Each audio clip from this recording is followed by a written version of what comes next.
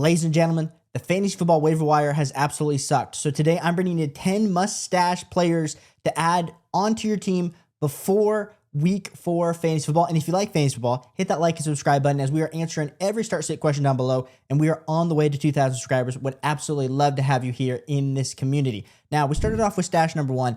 It is going to be Woody Marks for the Houston Texans. And Mr. Woody, like we said, when we're looking, there hasn't been a ton of great running back options. I know a lot of people last week were saying, hey, add Trey Benson. But in most competitive leagues that I'm in, Trey Benson was not available to be added off the waiver wire. So we're going to have to be stashing, getting these players ahead of time. But Woody Marks is a player that we've seen his overall snap share go up week by week by week. Let's not forget Woody Marks, rookie level running back for the Houston Texans, back up to Nick Chubb. But when we look at kind of the progression, of course, he hasn't eclipsed 5 fantasy points in any game this season. But the part that we do like about good old Woody Marks is the fact that his snap percentage went from 11 to 27 to 48% in week 3. And now the part that I like about Woody, and one of the strong parts of his profile, especially coming into the NFL, was his receiving game. He had 2 targets last week. Had 6 attempts for 27 yards, 4.5 yards per carry, which is very, very strong number. Now, this Houston Texans offensive line, it's absolutely cheeks. And so I don't want to just be pushing out the idea that if Woody Marks were to all of a sudden become the one, that he's the bell cow. But I do think we're going to see Woody Marks continue to get more and more work, because as much as Nick Chubb is a dependent running back, especially on touchdowns, we need Woody Marks. He's a little bit more explosive player. So I want to be adding Woody Marks. And especially if you're looking over on Sleeper, he's still only 35% roster. So for me, when I'm looking at a stash, somebody that is available in almost 70% of leagues, that is a guy that I want. Let's go stash some Woody Marks. Now moving on to my stash number 2. This is somebody that I talked about in the 5 moves to make video. We are going to go and add Luther Burden. Now, Luther Burden had his absolute breakout day in week 3 versus Dallas Cowboys secondary, which almost everybody's absolutely abusing the Dallas Cowboys secondary, where he put up 19.8 fantasy points with a 29% snap share, 3 targets, 3 receptions for 101 yards, 1 total touchdown on that crazy flea flicker play. Now, Luther Burden is rostered in 33% of leagues. Do I think Luther Burden is about to have 19 fantasy points in week 4 versus Las Vegas? No. I think it's probably going to be somewhere around probably anywhere between 3 to 8 fantasy points, to be honest. And so I don't think Luther Burden is somebody that you can start this week if you already have Luther Burden, but he's someone that I want to be stashing on the end of my bench, because let us not forget this production profile. Luther Burden was absolutely electric coming out of the University of Missouri, had a great freshman season, had a great sophomore season, and then his junior season kind of fell flat on his face. And due to that, kind of fell in the draft to this early part of the 2nd round. But the Chicago Bears add Luther Burden, and the big talk especially was just, hey, there's DJ Moore, Rome Odunze, Colston Loveland, Cole Kmet. But I just think they're going to want to get Luther Burden more and more involved. That trick play, they went to the most explosive player on the field, and that is Luther Burden. I'm excited to see kind of how Luther Burden continues to evolve and get more and more snap share. Like we said, going from an 18% snap share in week 2 to a 29% snap share in week 3. We'll have to see where he gets this week. I would hope he gets into that 40% snap share, because as much as right now he's kind of been playing behind Zacchaeus in that slot role, I just think he's way more explosive than Zacchaeus. So I think Luther Burden will overtake that. And once that happens, I think all wheels are up for Luther Burden. And so, like I said, I don't think you can start Luther Burden this week, but he is available in enough that I want to be stashing him on the end of my bench, especially as we head into like week 7, week 8, week 9 fantasy football. I do think Luther Burden could be a huge league winner down the stretch. Now moving on to my stash number 3, it is going to be Tory Horton for the Seattle Seahawks. And there was an interview this week with Clint Kubiak, and Clint Kubiak, they said, who does this rookie remind you of? And Clint Kubiak kind of said Justin Jefferson. Now, Tory Horton is not Justin Jefferson, but put up 18.2 fantasy points this last week, where he did catch a touchdown, and he also had a punt return for a touchdown, which is absolutely great. But he also had a touchdown in week 2 versus Pittsburgh. So pretty touchdown reliant at this point. We'll have to see how that goes in week 4 versus the Arizona Cardinals, but he's only rostered in 23% of leagues. And as much as we've been seeing JSN go off, like, who's the second option in this offense? I mean, Tory Horton is like the wide receiver 3. We haven't seen a ton from Cooper Kupp. Zach Charbonnet has been hurt, so it's been the Kenneth Walker show on the ground. The tight end, as much as I love myself and Elijah Arroyo, AJ Barner's had a little bit of upside. Tory Horton is, to me, the clear number 2 receiving option in this offense. And so definitely want to go add that. as he is the wide receiver 47 in fantasy football so far. He is only 23% rostered, though, over on Sleeper. And so, like I said, when we're talking through some of these stashes, I do want to make sure that we're getting you guys people that are available in most of your guys' leagues, and Tory Horton is available in most of your leagues. I think the decision that you had kind of in the waiver wire this week was Luther Burden, Tory Horton. For a lot of leagues, those players are still available. For me, I'm leaning Luther Burden just because I like the upside a little bit more, but Tory Horton has produced a little bit more fantasy football consistency over the last 2 weeks. So just kind of depends on how you want to take these players, but I like some Tory Horton. He's my third mustache player heading into week 4 fantasy football. Now we all need tight end help.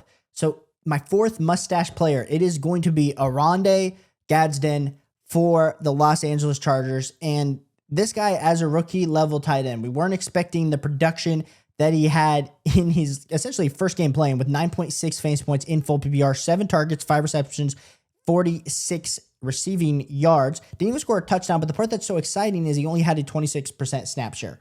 Now, if we're looking at this, how do you like this? I mean, essentially, we heard great things from both Justin Herbert, from Jim Harbaugh, talking about how he's going to get even more opportunity. I think we could be talking about the next great young tight end. I mean, we saw Tyler Warren absolutely emerge, through the first 3 weeks. I think this could be the next guy. Now, as much as we left some Colston Loveland, definitely not getting the opportunity that Oronde is going to be getting. So I definitely want to be targeting him. Like I said, only having a 26% snap share and putting up 9.6 fantasy points is crazy for a tight end, especially without catching a touchdown.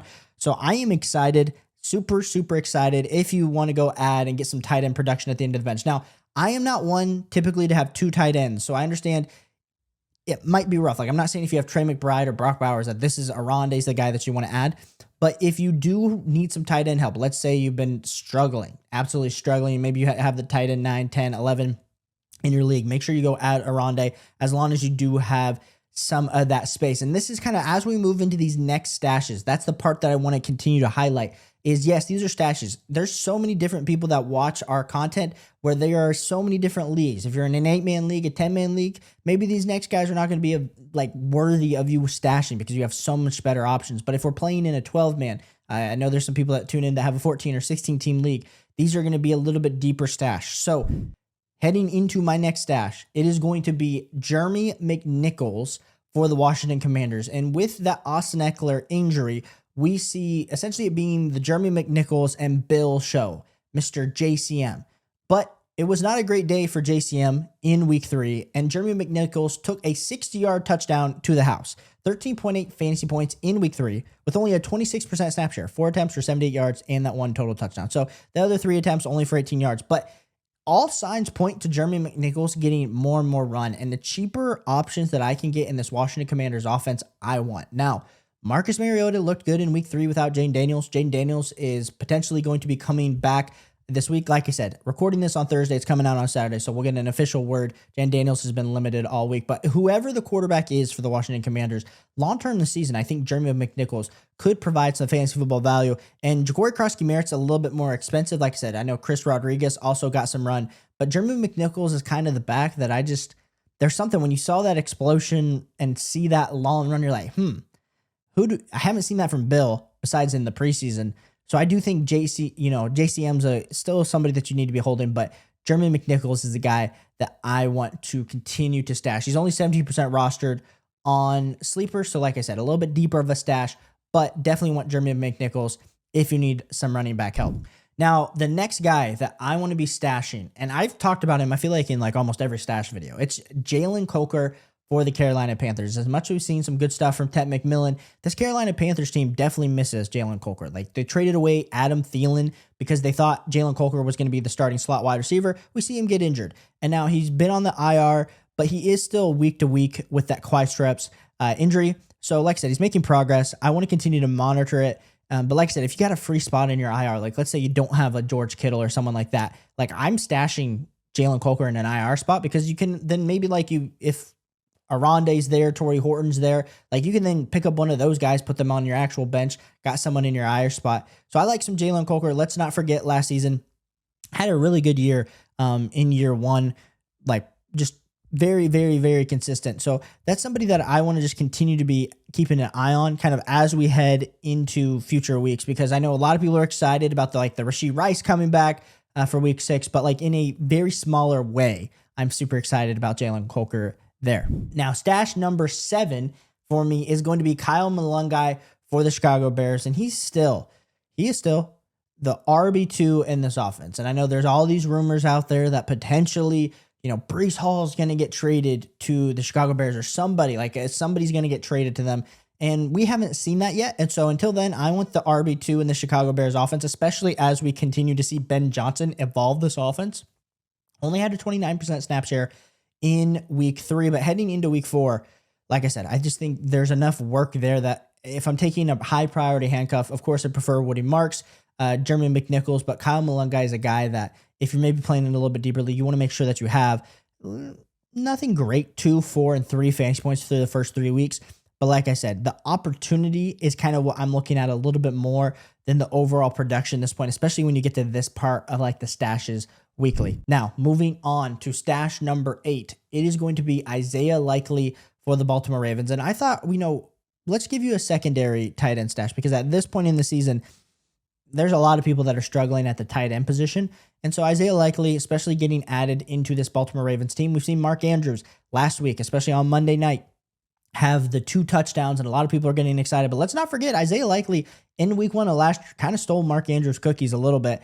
And so I know he's coming off an injury. Maybe you can continue to wait. Maybe you leave him on your waivers for a few more weeks. But I do think Isaiah Likely is going to have some sort of production for you in your tight end spot that's going to be really great. Like I said, if you are playing in a shallower league, yes, you're probably not rostering Isaiah Likely. But I do think he's beneficial of a stash depending on how deep your league is. Now, this is the part of the show where we've incorporated this last week and you guys definitely liked it. So we're going to be talking through defenses. So if you have an extra spot and maybe you want to stash a defense so you don't have to fight the waivers or add your fab bid next week, a good defense to add would be Arizona. This week, the game on Thursday happened. Like I said, I'm recording this Thursday before the game, so we'll have to see how that goes. But they're going up against Tennessee in week 5. That is a very, very, very good matchup for the Arizona Cardinals. Definitely want to be taking them. We saw them against Carolina have 14 fantasy points, so I think this is a great matchup for them in week 5 going up against Tennessee. And honestly, all the defenses, I felt like this was a little bit more challenging week. So it'll be interesting to see in week 5 how all the defensive scoring happens, especially after the week 3 absolute like crazy high defensive scoring. But another defense, if you don't get the Arizona Cardinals, would be to go after the Giants, because in week 5 they are going up against New Orleans. Now, Kellen Moore has made this offense somewhat competent. I mean, you have Alvin Kamara, you have Chris Olave, but I mean, based on all the matchups, the Giants are a team that I definitely want to be kind of adding, because at the end of the day, like their defense is pretty solid when it comes to Thibodeau, Abdul Carter. I like their D-line a lot. I like their secondary. So we'll definitely have to be tuning in to kind of how the defense is doing week 5. But yeah, I would add the Arizona Cardinals and the Giants. But if you like fantasy football, if you like winning, hit that like and subscribe button, as we're answering every start-sit question down below ahead of Sunday's games. Appreciate you guys. Hope you guys get the win in week 4, and I'll catch you on the next one. Peace.